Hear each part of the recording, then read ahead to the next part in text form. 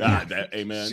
You heard what she liked to do at night. Let her go. Right. Let her go. She booked busy. She said, I got my playlist. She's like, I got the Clark sisters waiting. Oh my God. Kim Burrell waiting in the wings. I know that's right. Amen. Right.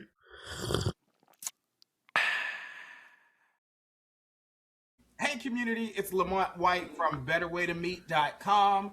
What's brewing today? Better way to meet Lamont White. You should stay single. And the Clark sisters and booty claps. So get your cups ready for Minority Report. Lord forgive me.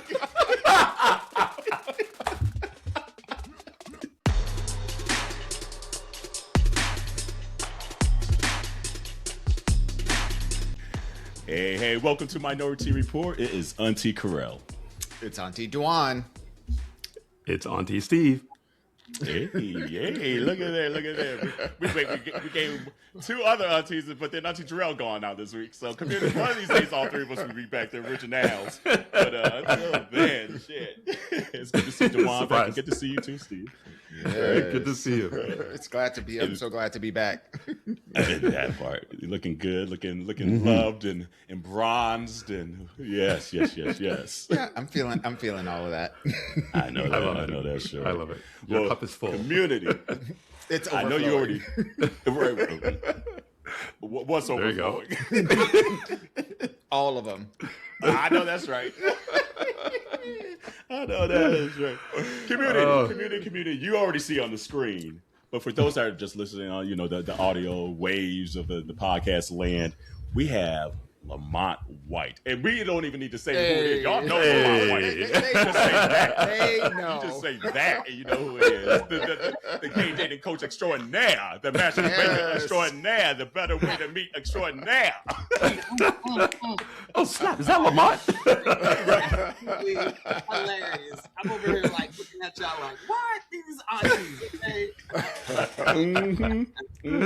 How you doing, boo? Well, welcome to the pod. Right. Thanks for having me. I'm looking forward to this conversation. Yeah, absolutely.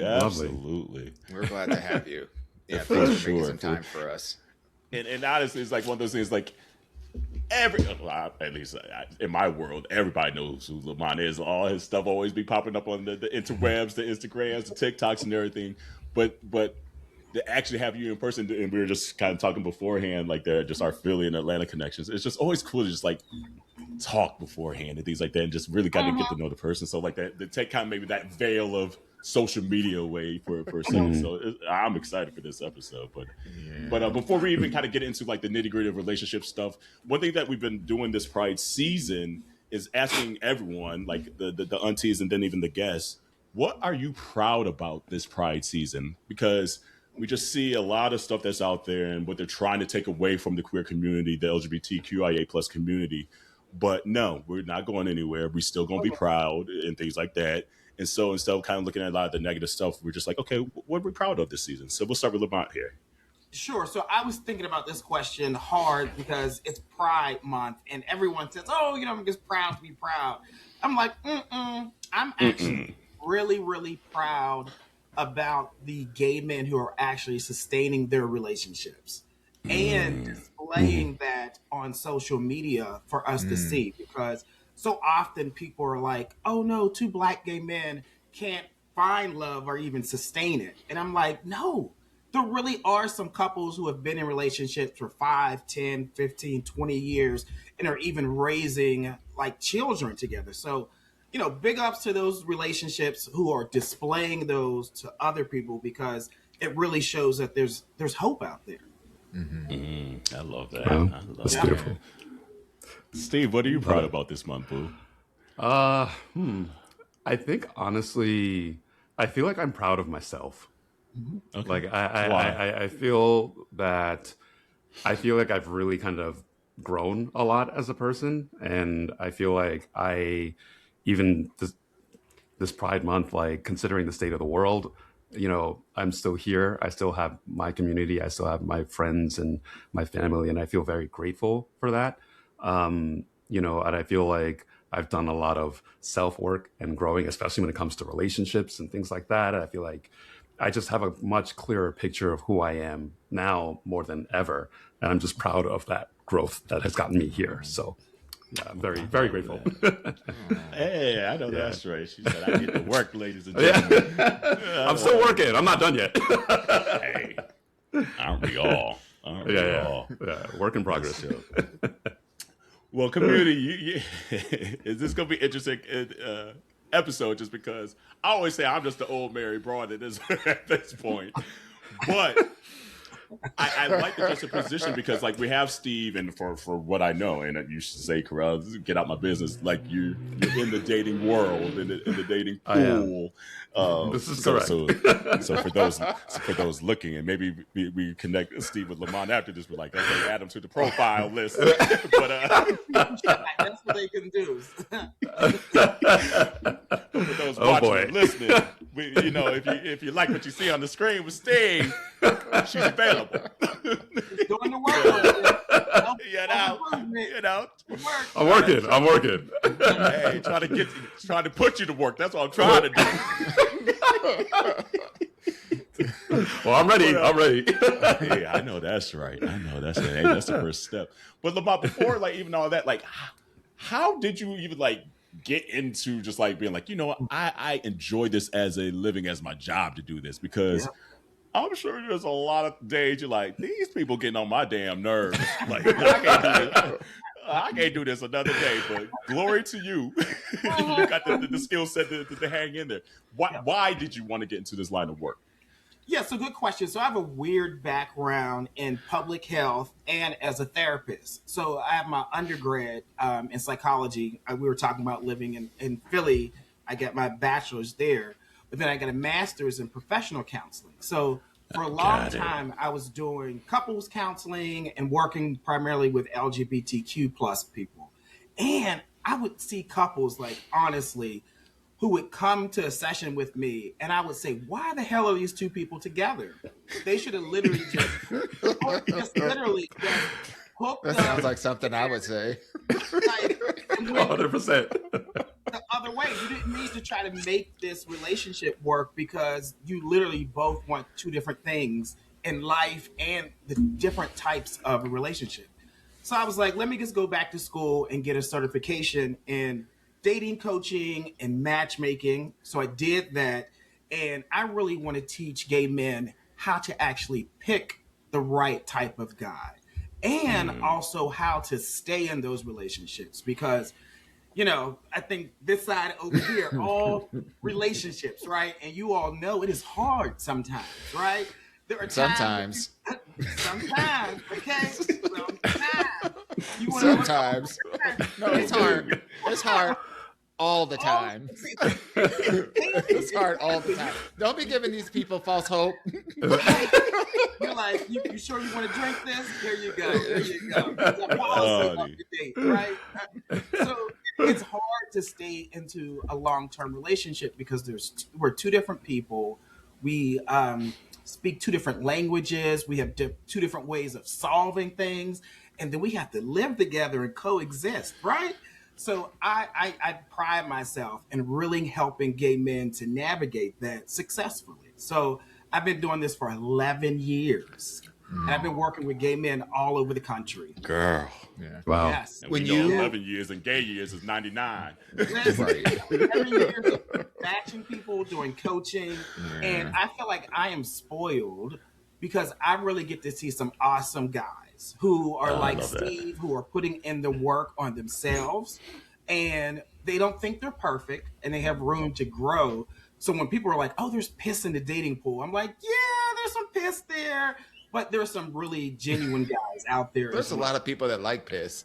I was about to say, there's a lot of people that, hey, They got different fetishes, so they say, where that pool at? What color is it? okay. No, I couldn't agree with you more on just the state of the dating landscape, especially for for Black queer men, but expanding that to a lot of gay men. I'm curious, having been in this probably sometimes thankless and a lot of blameful industry. I'm curious, what are some of the trends that you're seeing that's holding men back today that perhaps you weren't seeing, let's say 5 years ago, or, at the early part of your, your career? Yeah. Well, I will say it's not thankless because I don't do it for free. People have to pay. Amen. Amen. And you can't be giving that away. This is a full-time job. Okay, I got a mortgage, car, kids, all that. Okay? I know that's right. They pay me. So follow, like, subscribe. Amen. And book. Support. Yeah, so what I do see, what is very different is this overindulgence on hookup culture. And I will tell you, I'm very sex positive. Like, I think in your 20s, and I say this all the time, you should explore what you want sexually, right? So that when it's time to find a partner, you know what you like sexually. And you're able to compare and say, yes, this is good sex and that's bad sex, or this is how I like my body to feel. However, if that's the only thing that you are prioritizing, you're not prioritizing the right skills to sustain a relationship.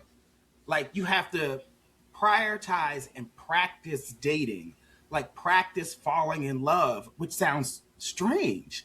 Practice being vulnerable with the guy. Practice arguing without fist fighting with another Amen. guy. Practice finances. Practice meeting the parents. I'm like, practice opening your heart. And people don't want to do that. Instead, it's like, I'll just hook up. But you say you want a husband. You say you want something sustainable, but the actions aren't there. What does that practicing look like, though? Like, maybe they've never seen, maybe they come either from a family or whatever it may be, where they don't know how to practice vulnerability. They don't know how to practice. Like, they hear that, but like, it's like, okay, Lamont, you tell me to practice, but where's the gym at? Where do I go to practice? How do I practice? What does that script look like? Do I get a pillow? Like, how does this work? Right, exactly. And that's why most people work with the dating coach, because they're like, how do I practice this? But got it. I will give you a tip. It's like, you go on a date with a guy, and if you feel comfortable with him, like you're like, oh, I feel his energy, I feel safe with him, share with him a secret. Like, give him a nugget.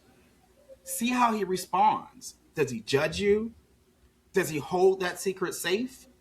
You have to practice that muscle of being vulnerable. Another one could be is just practicing, which is hard for everybody.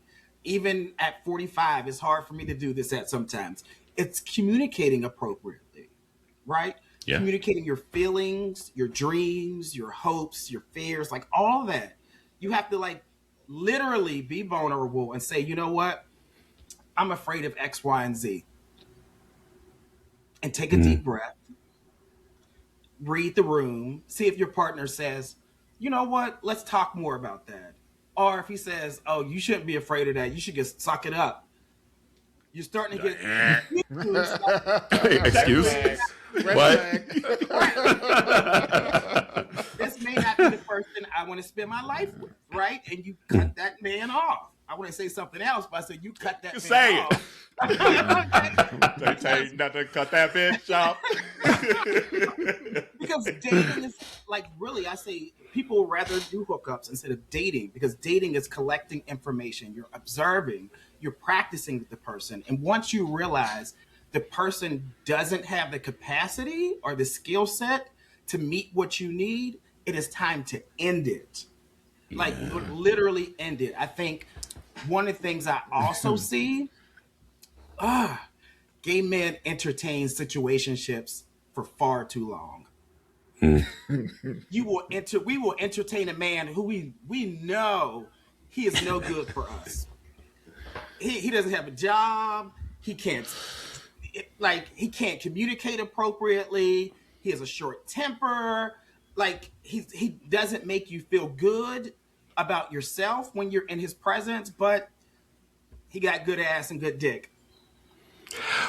So beyond that, why do you think that is? Is it just easier to stay in the situationship, or is it more this idea of like a fear of oneself, like trying to work on yourself, and like people don't want to do the work?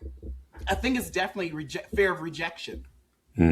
Because if once you say, hey, you know what, we're not compatible, you then have to sit and be lonely, bored, and sometimes horny, and reject it for a period of time.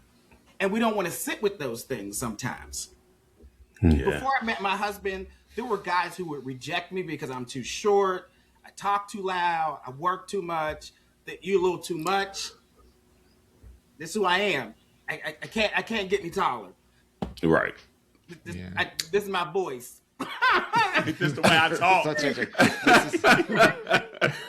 Yeah, but I'm so happy that those people rejected me because I wouldn't have been able to actually find my husband.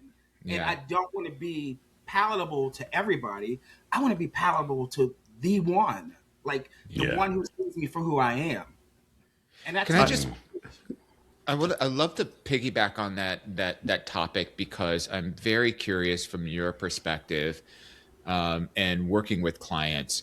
I'm going to ask the question first, but then I'm going to give a little background. I'm very curious about what would make a successful candidate for you to work with,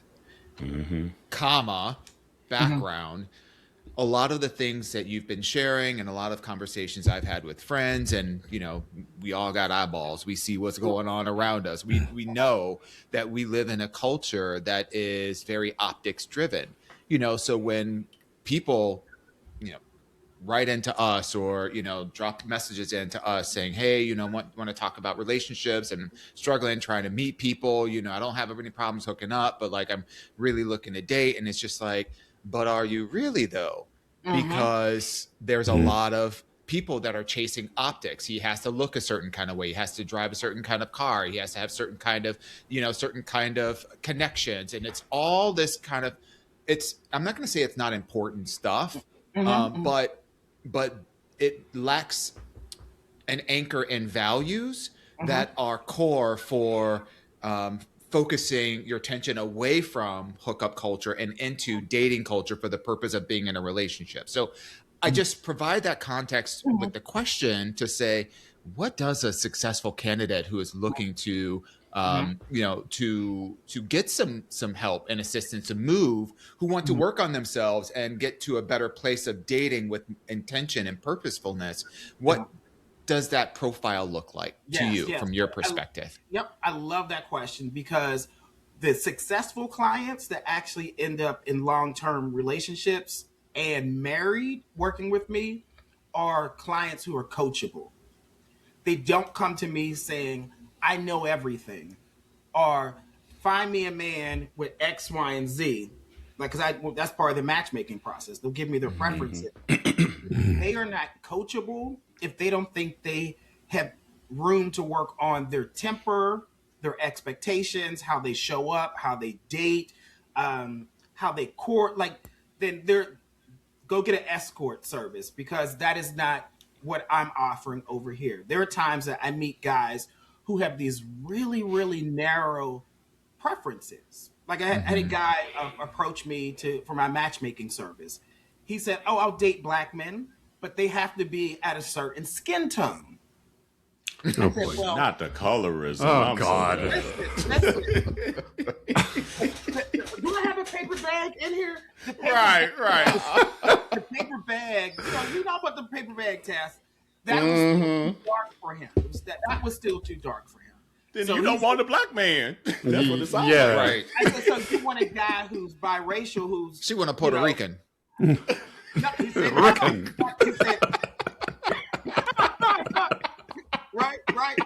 And I'm like, that shows nothing about his values. A person's skin tones has nothing to tell you if they are trustworthy, if they are honest, if they can pay bills, if they can connect, dependable, if they can be vulnerable with you, if they can provide you a safe space to be yourself, if they are in touch with their masculine and feminine energy, all those kinds of things. it tells you Trustworthy. zero. It tells you zero.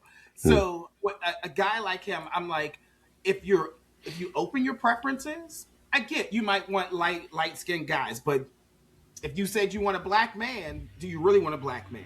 Just be honest. Say you want a white man. It's okay. We'll find you a white man. Like, say what it is. That's right. They're everywhere. Over there. He's like, "They everywhere." Like right there. I have another guy who approached me to work with me. He is 70 years old. He lives in a small town in Tennessee, and he wants infants. He wants babies. He's a gay man who wants babies, and he wants monogamy. You know what? And his age range, and most men in their 70s, in their 60s, in their late 50s, they do not want babies. Most, most, not all. That's what I'm saying. It's so narrowly focused. He's focused on what he wants, instead of what compatible partners are going to want. So it's unrealistic. Do you take them on still? Like when you have these unrealistic like conversations, are you like, you know what, it's not for me? You're gonna have to find another coach, or do you take on most folks and you? Oh, there are people who I will say absolutely no. Like, okay. Absolutely no. Part of my process is I'll do a consultation with the person to figure out who they are, their expectations, and I tell them up front, I'm going to challenge your preferences. Like, why do you like that? Like, give me, like, where did you learn that from? Where did you experience that? Are you flexible on that? And if they're like, no, I say, hey, listen, matchmaking is not like buying a car. It's building a car. Totally different. Like, again, I say I'm not an escort service. Like, they have plenty of those out there. My goal is to send a guy on a date, and they're still together 12 months later. Yeah. You went on a great first date. You can do that on the apps anytime you want. Like, So when I'm thinking about, so this idea, so you've been doing this work for, you said 11 years now. And, I would imagine everyone is so different. So is there a way in which you approach this? Like, is there a tried and true way for things to work out? Or do you ever kind of like fall back to a particular set of qualities? Or is it just, because everyone, it's a whole life story you're looking at, right? And everyone's story is different. So how do you kind of like sharpen your skills and increase your success rate, given that every single client is so different? Yeah. So I will tell you, one of the beautiful things about my background is it's all focused in counseling and psychology. So you will find a significant amount of matchmakers come from a marketing background. And they may have like a template or something they Googled and said, hey, this is compatibility for relationships. No, I look at the science. I look at my 11 plus years of coaching, and I treat everyone like an individual. We have to get to the root of why are you here paying me $10,000 to send you on dates? Because you can invest that money somewhere else. And what are your challenges that you're experiencing? Oh, because you're 70 and you want babies. How important are babies to you as a black man at 70, where life expectancy is 76 beyond 48? Right. Oh, damn. And there's a difference of wanting to adopt like a teenager or a baby, like the whole baby. Wow. Right. I challenge a lot. Yeah. And one of the things, if you work with me, most of my clients get annoyed with me because I'm always asking questions. Why? Why are we here? Why did you do that? What does that look like?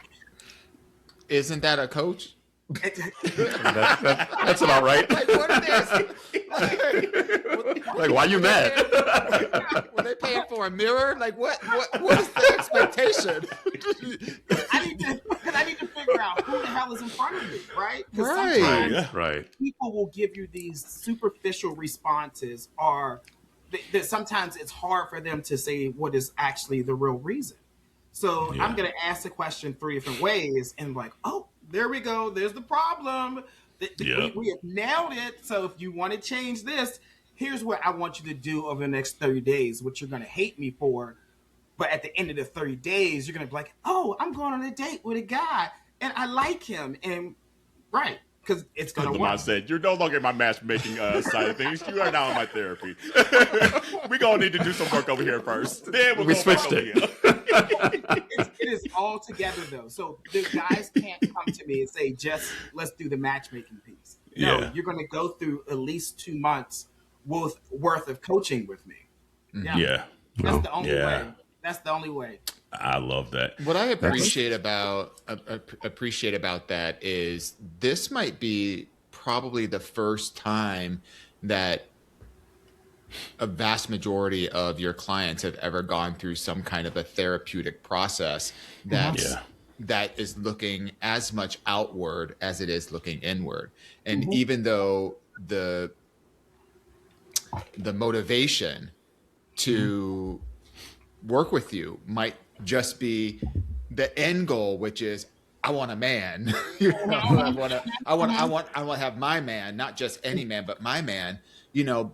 And what I appreciate about what you said is that there is a lot of self-discovery that needs to happen before you can even get to that place of, listen, if you can't sit at the table and articulate what your core values are to another person, how are you going to ask them that question? If you can't articulate, what are some of the traumas that you've experienced in your past that you felt like, you have embraced those traumas and turned them into triumphs. If you can't articulate that, how can you ask that question of somebody across from you and then expect, a meaningful conversation? And so I love that there is that component. And I guess my question to you is, as you think about the folks that you have coached successfully and those that have, maybe figured out that they might need to do a little bit more work before they would be truly ready for the next step in the process.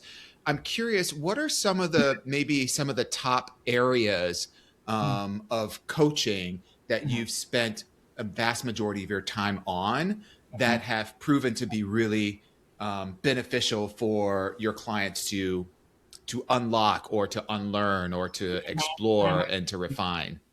Yeah, I will tell you one of the top things I've noticed, DeJuan, is guys want that 100% initial butterflies in their stomach whenever they meet a guy. It is all about attraction and chemistry. And if they don't feel that, they're like, something is off. I'm like, it could be your anxiety. It could be about you. You're anxious, you're nervous, you're insecure, right? Because you actually met someone who meets what you're looking for. You don't know what the hell to do with it. Ooh. Where's my tambourine? That is a Come whole on, Deacon word Lamont. right there. You're used to meeting guys who are like build a man, like fix a man. They're like, oh, I can do that.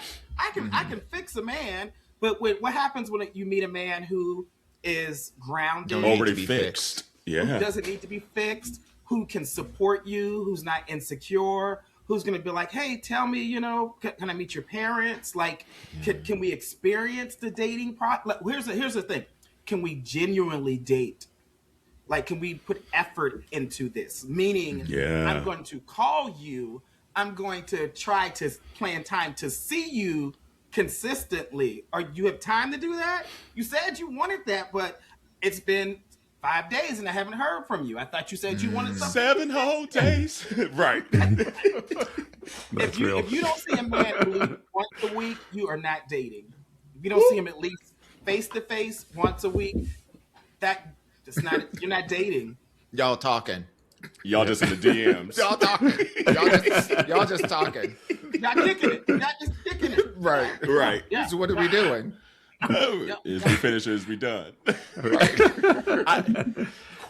Kind of almost to piggyback off of that, like one thing that's maybe prevalent in like a lot of Black and brown communities is like the down low culture, or folks maybe not quite comfortable being out yet and things like that, and whatever reasons, whether it's insecurity, security, you know, in places that you maybe not safe to come out or whatever it may be.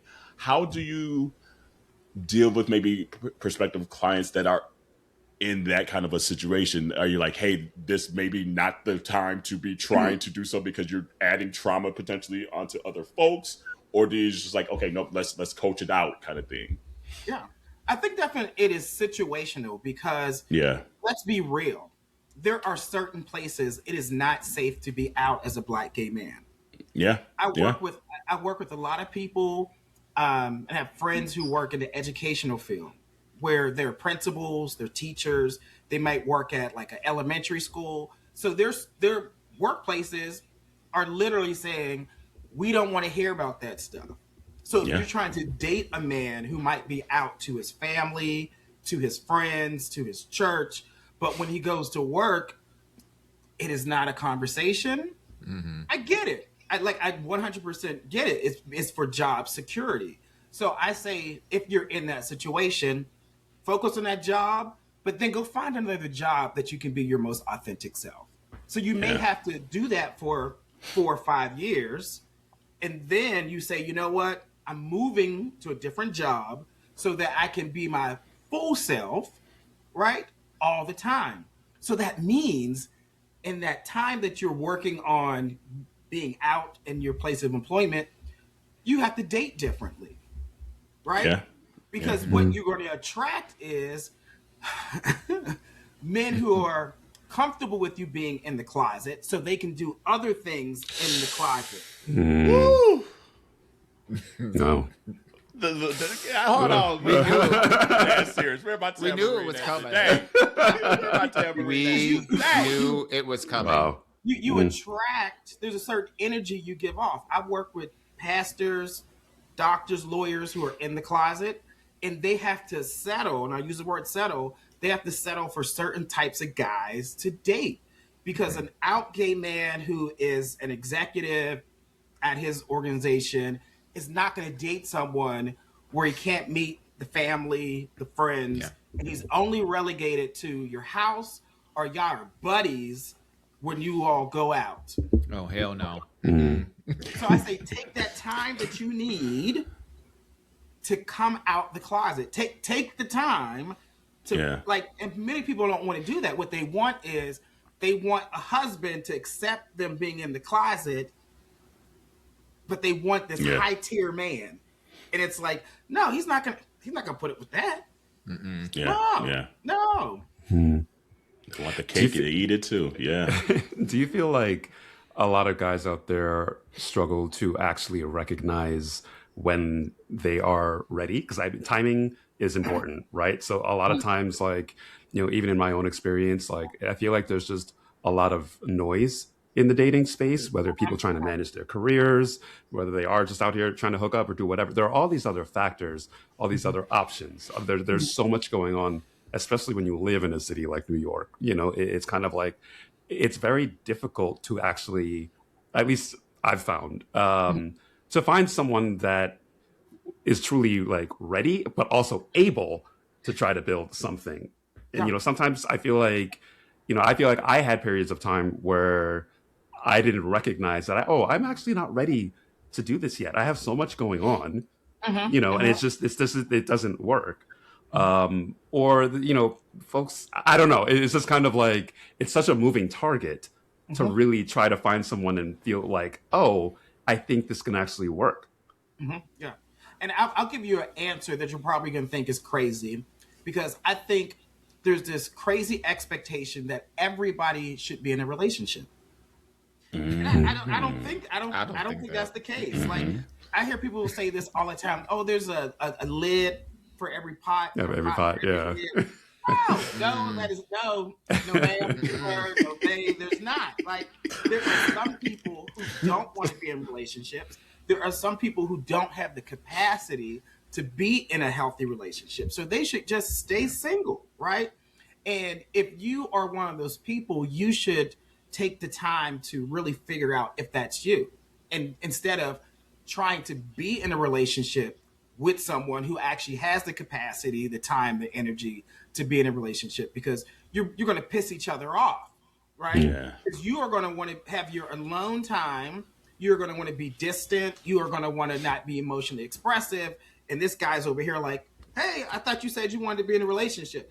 No, I was joking. I was just joking. I really just wanted to be in a relationship because my parents said I should, right? So I think that's one. I think the other thing is some people get into relationships because they're bored or they're lonely. Loneliness is like it is a thing, like where they cannot sit with themselves, so they will entertain anyone who actually wants to be in a relationship. So they really hone in on people who have anxious attachment style. Like a lonely person will hone in on you, just like because you are gonna butter on toast. Yes, you're gonna give them what they want, and guess what? Once the loneliness is satisfied, they're going to be done with you. Damn. Right? I'm glad I never had that. Damn, that's wild. It is. So your key for knowing you are ready for a relationship is when you say, I want to build and invest and have uncomfortable conversations with another human being. Can you say that? Because that's one a relationship. More time? Say it again. Can Say it you again. Say that one more time, because people need to hear that. Like That's a word. People. I'm sorry, but people have this notion that it's supposed to. Yes, romance is. Look, I'm a little more than a year into my relationship, and the butterflies are there and all that kind of stuff. But like at the end of the day, I've spent quite a bit of time in long-term relationships, and I don't really have a lot of interest in short-term dating or dating without purpose, or not really even like hookup culture was not really my thing. So it's not to say I don't have a little fun, whatever, but I'm just saying, it wasn't really my thing. So, like when I talk to people about relationships and, they're like, oh, I'm just really struggling with this. And it's like, but at the end of the day, do you really want to be in a relationship? Because a relationship requires not only like work for you and just interpersonally with the person that you are, so that you're not inflicting your expectations as a mask of your traumas onto the other person, but you can actually be fully present for that other person. And then what do you want to do in the context of that relationship? It's not just like, oh, I want to have a house and, and get a kid and a dog and da-da-da-da. It's like, those, okay, yes, those may be some nice, like tangential goals, but that doesn't define what the relation, like, what do you want your relationship to be about? Because unless you can really get to that point, girl, you're not ready. You're not ready. A relationship is going to break you. It literally will break you, because what happens if your partner all of a sudden starts to experience depression? For grieving, because life happens, right? So if he doesn't have the capacity in that moment to give you what you want, do you break up, or do you show up and say, hey, how can I support you, or how can we get you to counseling, or you know what, we probably not gonna have sex for the next 6-8 months. Can I with that? Can I control myself without breaking your agreements, right? So if you can't do that, like stay single, or practice dating until you actually can develop those skills and you have that desire. Again, I always say, because me and my husband, we've been together for 11 years. I'm like, we always have a series of uncomfortable conversations. Like, if you are not ready for that, then baby. Back in the day, there used to be Yeah. There used to be a pretty well known and accepted subculture of just existence in the male world, and that was the confirmed bachelor. This is the individual that says, I'm not really pursuing relationships. You know, I will date. I will be seen with somebody on my arm, but you know, like I'm not either meant for or ready for or desiring to be in a relationship right now. And this is a person that's fully realized with themselves, happy to spend time with themselves, happy to be with somebody, happy not. And I think being single kind of has like a negative connotation.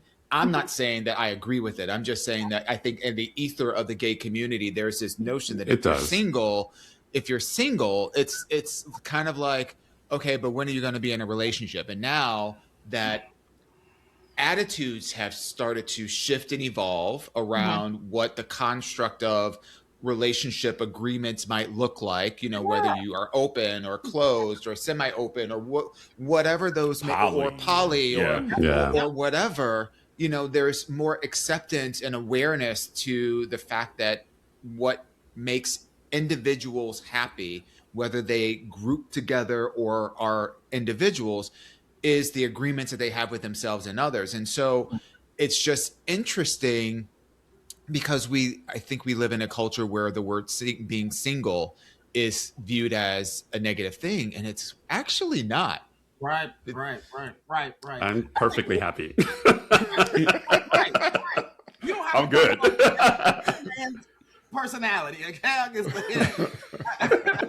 I think people should embrace whatever season that they are in life. And the only way that you're going to figure that out is therapy, working with the coach, sitting down with yourself and saying, hey, what do I really want? Like, what works well for me? Like, and having an honest conversation. And one of the things that I am pushing, if you look at a lot of my content, is the beautiful thing about being a gay man is that we get to create our own narratives. Exactly. That was going to be my next question. Straight, white, Christian men. We get to say, you know, fuck that. This is who I Period. am. This is how I want to live my life. And the hell with y'all. Yeah, that was going to be my next question. It's just like, especially since gay marriage, like it's interesting to me to see a lot of gay culture try to conform to the heteronormative of what it had always been. Even though the divorce rate was like 60%. That shit don't make sense to me. The math ain't math into my brain. Like, I'm like, why are we doing some shit that's already failing?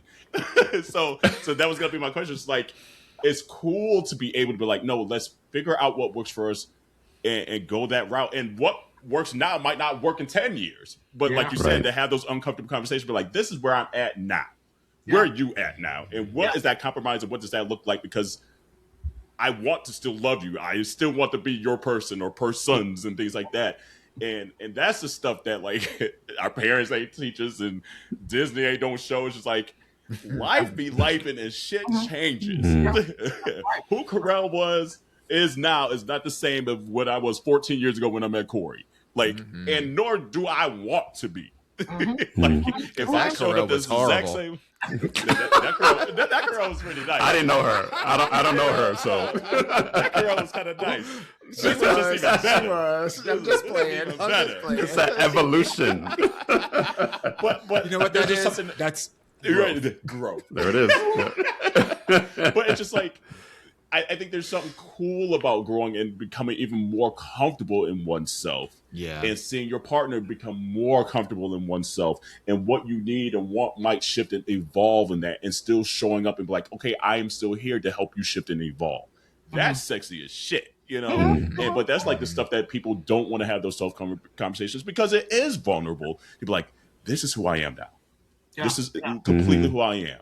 And that fear of that rejection or the fear of not being truly accepted for who you are is scary. But I guarantee you a day later, 10 months later, 10 years later, you're going to be happy that you had those tough conversations. One way or the other. Relationship may end. But at least you are able to be who you were meant to be on this earth. I definitely think we'll have more successful marriages in the next 10 years. Again, like you said, gay marriage is only about 10, 11 years, like since it's been legal. there are so many institutions that support heterosexual relationships. We need more social platforms like you all's podcast that showcase what it means to be in a relationship. So if we had more religious institutions, like you said, media, like it is ingrained in us how to be straight in a relationship, but we're like navigating the waters, right? So I think once we have more of that, we'll have more sustainable relationships. The other thing, I think we within the Black gay community, we have to support and acknowledge and affirm different types of relationships. Yes. If we tear down our own different variety of types of relationships, then how do you expect people to be honest about the type of relationship that they want to be in? Like, I will see guys who are together and they're like, oh, they're both bottoms. That's a fake relationship. What? If they water, why are you so Pressed? Right. Exactly. And they could be both, bottoms, and they are making a great, having a great good time. old Having a good time. Right. right. People throw shade on it, or they'll say, "Oh, they're in an open relationship, so they're just roommates." Like, listen, if that's what works for them, that works for them. Like, so we have to support and affirm our own type of relationships. Yeah, I agree. I'm curious, how has age as a number factored into some of the conversations that you're having with potential clients and your existing clients, and even some that have, that were former clients of yours? How has age? Is there a particular age that works best, meaning more malleable, more open, more receptive to, this kind of intervention? Or is it a certain personality type? I'm just curious about age and how that factors into these conversations. Yep. So I will tell you, based on the data, most gay men get married between the ages of 30 and 45, right? That's the window where they get married. Of course, there are guys who are younger and older who get married. I have found that my older guys, when I say older, man, I'm including myself. 45. I was about to say, hold on, what's the age? 45 and up. A lot of younger guys want to date them. They want to date them because they have more experience, they have more security, and they just have been through life. So they're like, oh, those guys are more secure. Typically, they don't want to date someone who's younger than them or their own age. That's what I have found. Yeah. Interesting. Yeah. Do you feel like, because I feel like in certain cases, it's this idea of like, oh, age is just a number. Right? Because I feel like there have been moments where, you come across folks who might be younger than you, but they are more mature. Or the opposite, they might be older, but they're not that mature. So how much weight should one put on age, since it's kind of like just a little bit amorphous in a way? Right. I would definitely say it's more about lifestyle. It's definitely more about you all's lifestyle. Like, the things that you do for fun, the dynamics that you want in your relationship. You have to figure that out, because sometimes people want equity in a relationship where like we both have a voice equally in the relationship. We both split the bills. We split the domestic work. We split like who's raising the children. Others are like, no, I want to stay home. I want you to go do this. Like, you need to figure out what the dynamics that truly work for you when you get in that relationship, and look at like, how do you envision your life together?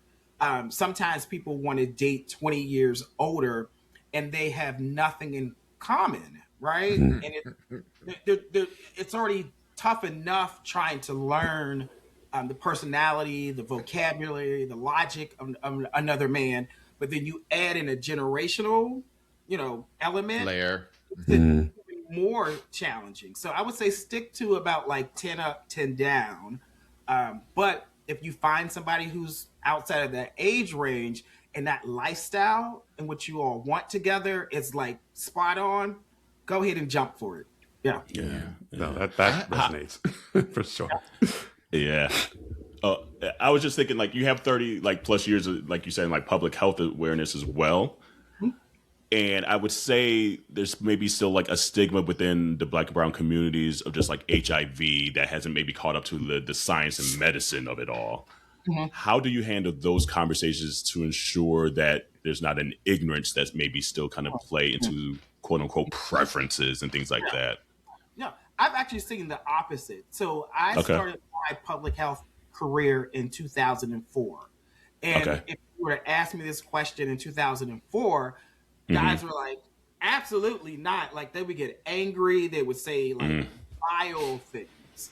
And 2026, guys are like, okay, that's not a problem.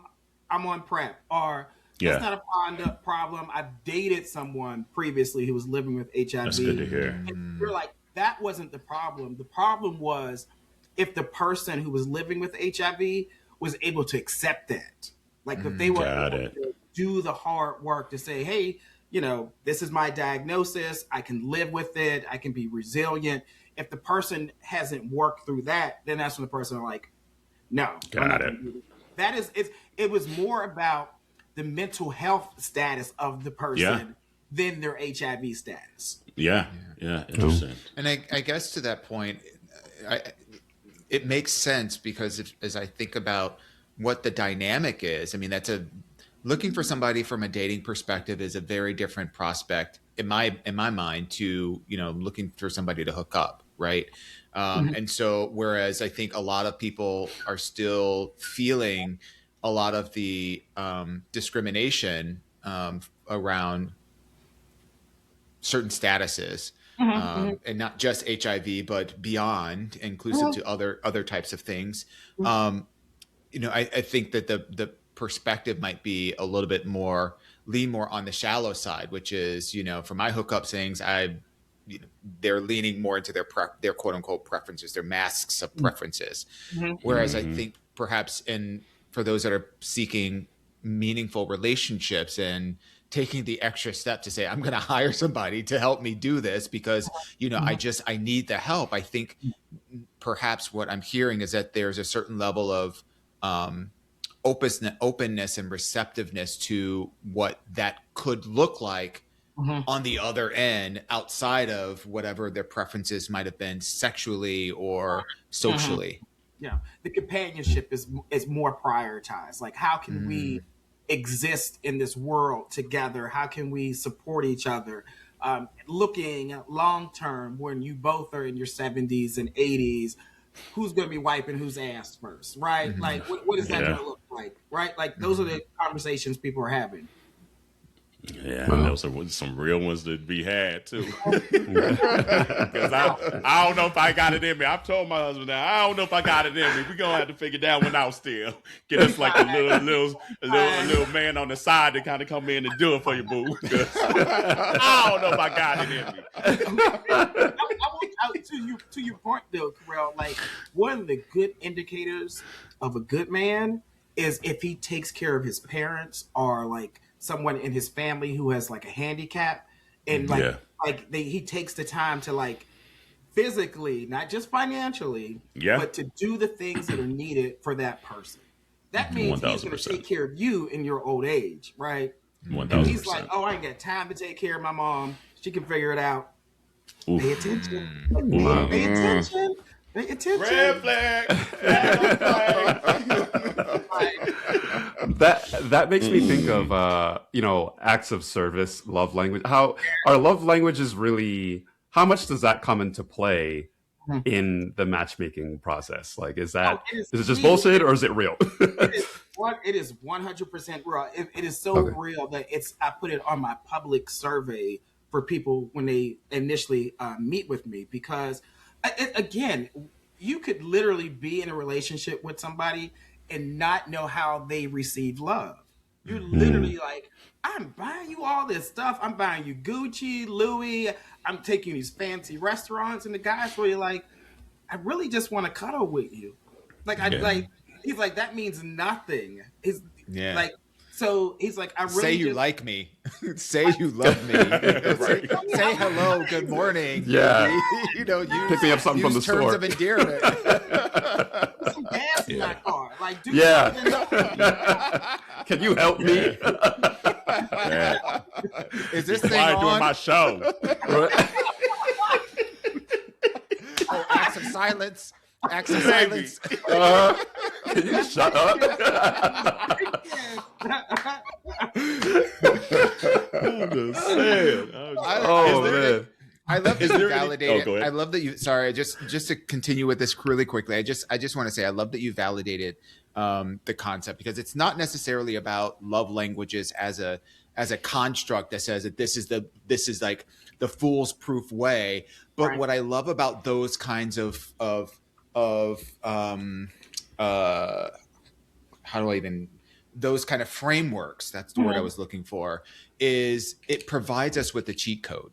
Yes. So Mhm. in absence of the 20 years that it would take for us to get there, to know the trends and the likes and the dislikes and all of that, it gives you a little bit of a cheat code into what do they prioritize in terms of how they are and how they act.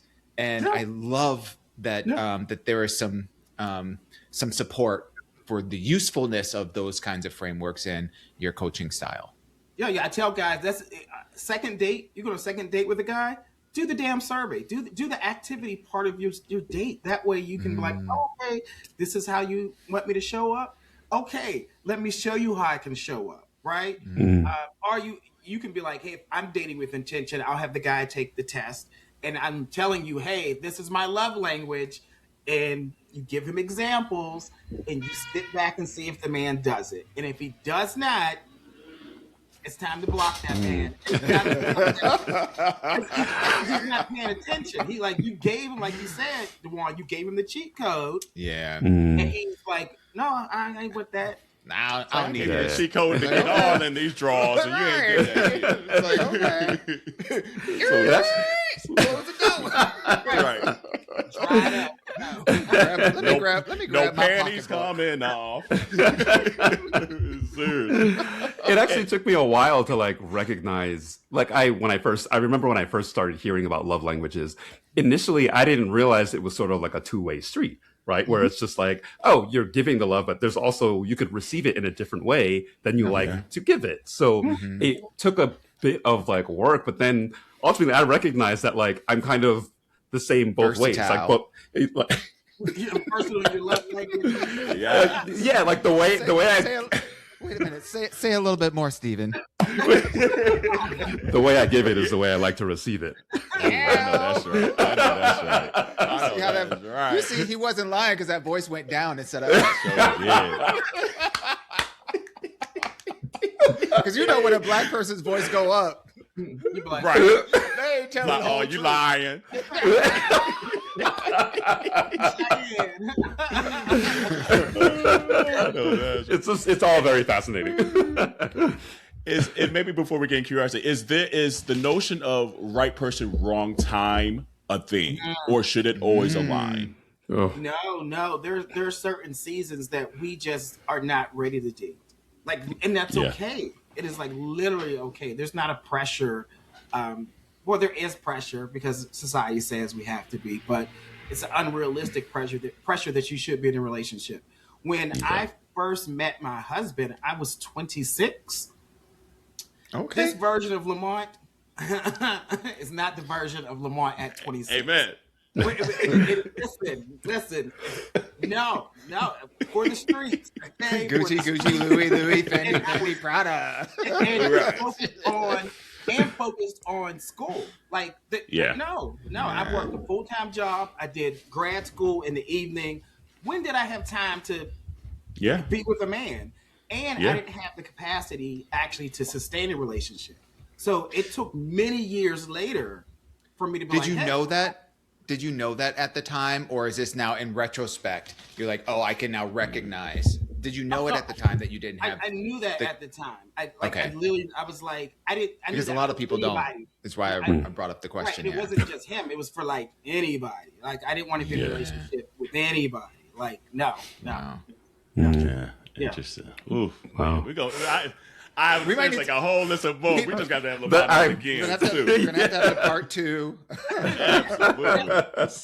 Seriously. But before we get into Curiosity too, tell them where they can find you. If someone's listening right now to be like, I got my money ready, I'm ready to find me a man, Lamont. How can they find that and find you to approach you to get all that started? Sure. So they can definitely go to my website. The website is betterwaytomeet.com. It has the entire process. You can schedule a consultation. If you want to follow me on social media, I'm on like probably every social media, the gay dating coach. Yeah. Perfect. Mm-hmm. And before we get Curiosity, I just saw before we hopped on that People Bryson passed away. So R.I.P. to People Bryson and shout out to his family and things like that. It's like, damn, the greats, you know. So it's sad because like I think he just had a stroke like a week ago. So clearly, obviously, that's probably where it kind of stemmed from. But yeah, I saw that pop up. So all right, so Curiosity, and also actually no, Steve. Community, Yes. Most of y'all know Steve, but if you're new to the episode today, where can they find you in your podcast? Yes, I am one half of the Relationship podcast. We are at Pod Relationship on Instagram and Facebook, and podrelationship.com. But yeah, Marco and myself, we get on and, we shoot the shit about relationship. Me being the single guy, him being the married veteran. And we have a lot of fun over there. And what days do your episodes come out? Every Wednesday. Perfect. So you can find us, every Wednesday out there. But yeah. Love it. All right. Curiosity here. So community, this is a segment that we just get to know our guests a little better. So we know him as the gay dating coach and all that. But sometimes you just want to know just basics, day-to-day stuff. So coming to the stage is Lamont White. What song is playing?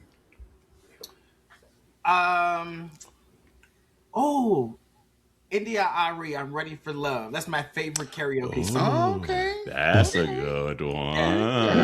Okay, now I like old school R&B, for hip-hop, love. and neo soul. That's Neo me. soul. Okay. Yeah. Yeah. Okay. You don't want me to sing it though. Dumb. Right. Morning sex or night sex? Oh, definitely night sex. He's a devil. It's definitely night sex. I'm a little long. I gotta go to work. Amen.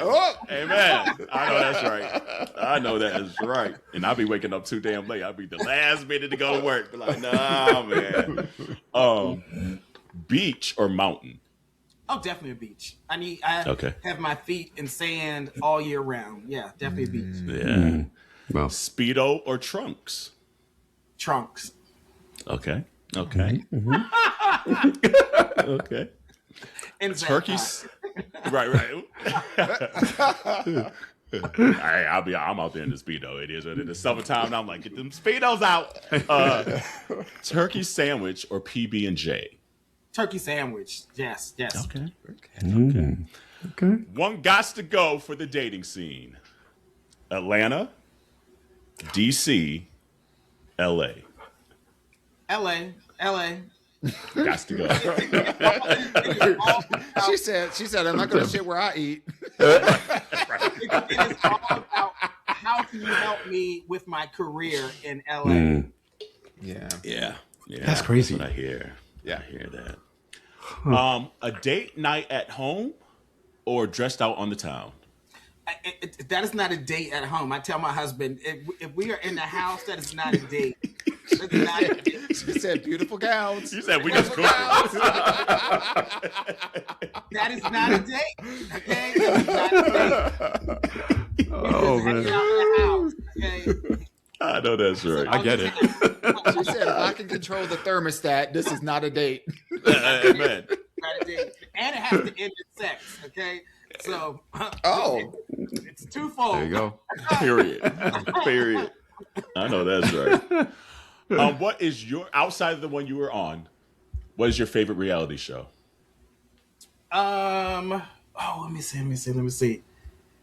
Real Housewives of Atlanta. I'll say that. It's always drama, but I need Nene back. That's what I need. Yeah. What do you agree what with it- that statement. Detour real quick since you brought it up. What do you think about the new cast? They're always trying to, mix it up a little bit. I think K. Michelle's a good addition, right? It's time for Drew to go, though. It's just like... Thank you. Drew, Thank it bores you. me. It bores me. And here's the thing. Y'all gonna hate me for this. If you are not married, it's time for you to go, too. Then they ain't gonna have no show or series. Like, Are engaged. It's housewives. It's housewives. Right. yeah. Wives, not girlfriend. They married to themselves. They married to themselves and married to them careers. Yep. Oh, that's what it is. That's what it means now. Husband, because she needed a husband so she could be a housewife. That's why Kim did it. See? Yeah. Ooh. Amen. What is your love language? Oh, it's definitely quality time. Quality time. Yes. Okay. Cheers on And that. next in line is acts of service. Okay. Just like me. There we go. What is there not even what? Is there a best sign for dating? Uh So oh. I just got nervous. Oh God. Wait a minute. I talk trash on Scorpios and Geminis all the time. Like if you watch my episode, I'm like, They deserve it. They Just deserve right. it. Just right. They deserve it. I'm partial to Aquarius, Leos, and Sagittarius. Okay. Yes. Okay. Yeah. Those We'll leave it Scorpios there. and Geminis. Really? Steve's like, damn. I mean, that's not me.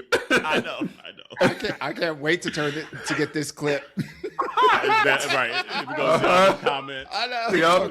You be like, what? You can't Uh-huh. Tell us a little bit more about them Leos. Leos are great. Leos are leaders. They know what they want.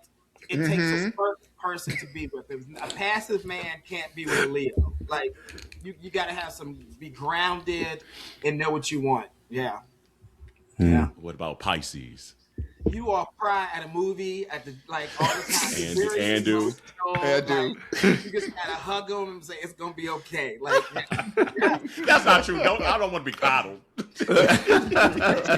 yes, you do. No, I know. I want to be coddled when it's sincere, not just because you think it's my sign.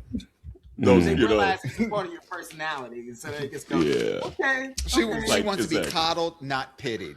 right. Amen. There you go. That's what it is, truly.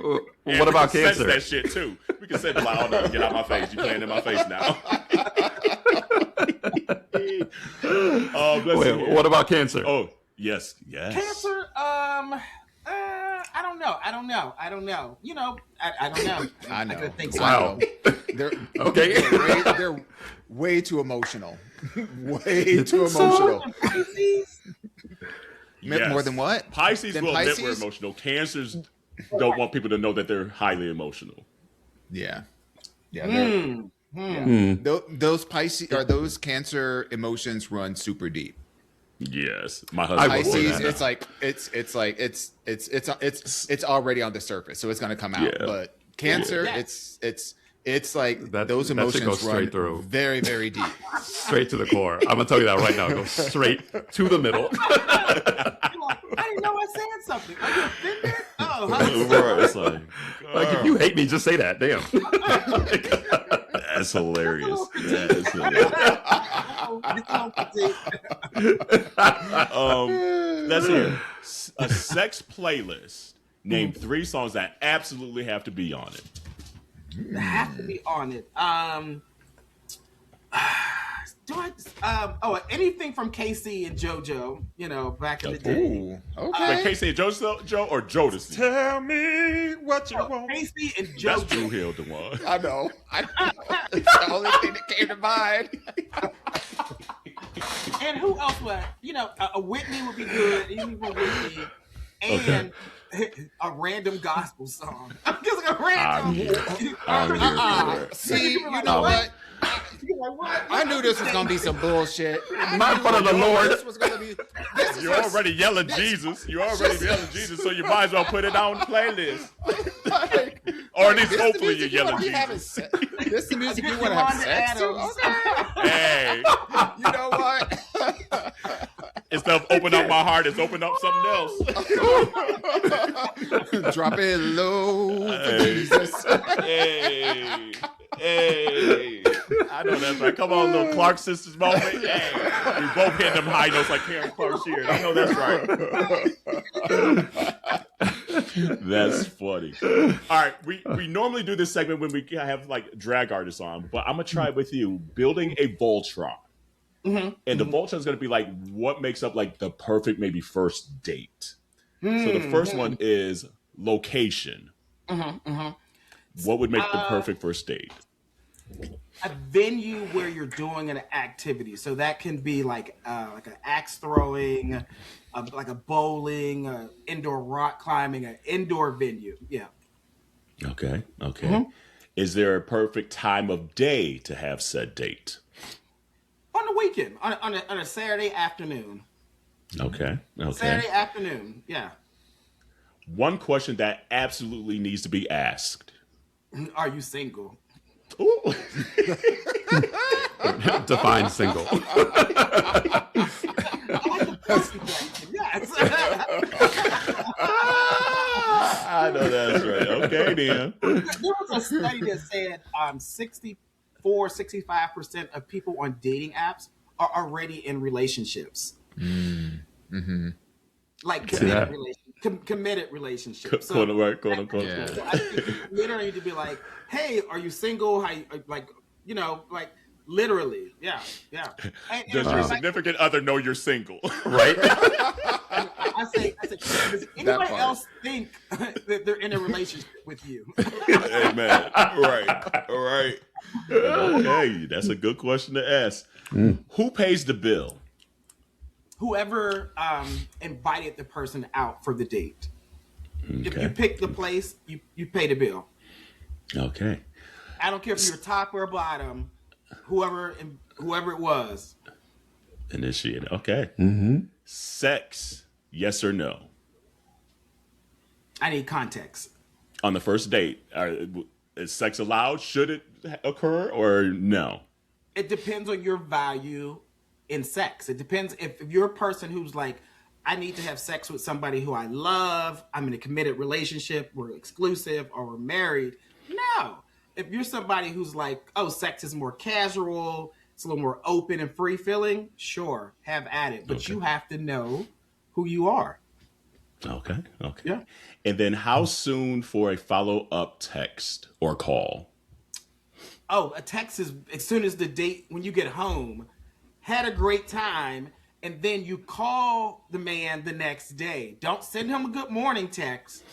Call him, like, you know, he's around lunchtime or when he gets off of work. Even if he doesn't answer the phone, leave a voicemail message. Had a great time, wanted to hear your voice. Let's talk. Let's plan a second date. A lot of y'all don't do that. That's why they still single. You heard that. Like, it's like, call the man.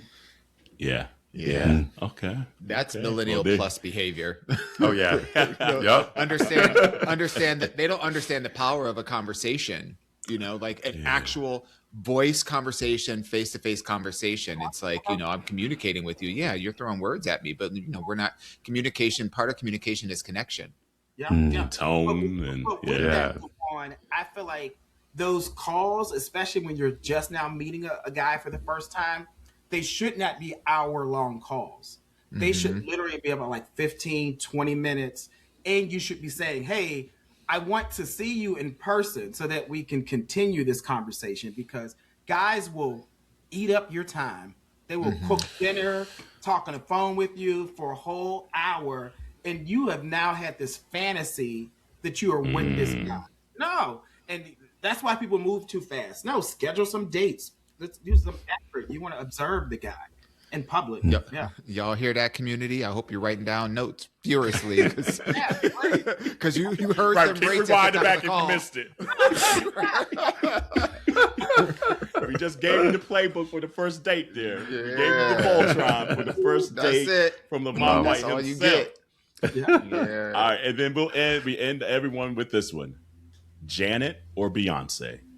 Ooh, definitely Beyonce. There's no comparison. What are you talking about? Damn.